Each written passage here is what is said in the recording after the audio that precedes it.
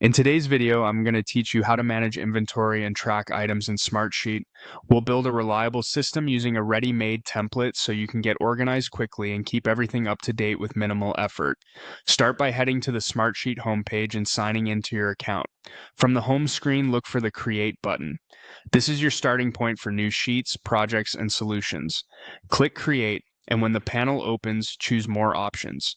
This expands your choices beyond a blank sheet so you can take advantage of pre-built setups that save time. You'll see a prompt that says, "Let's start a new project, program, or process."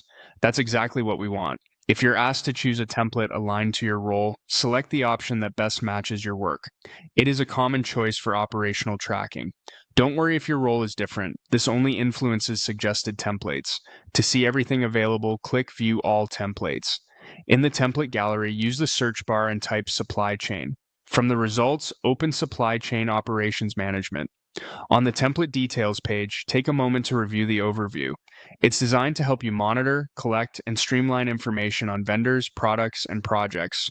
Perfect for inventory and item tracking, especially when you need clear visibility across teams and locations. When you're ready, click Create from Template. Smartsheet will guide you through a quick setup. Give your solution a clear name so teammates can find it easily, and choose where to save it, either in a folder or a workspace you already use. Depending on your plan, you may see options like including example data to help you understand how the pieces fit together.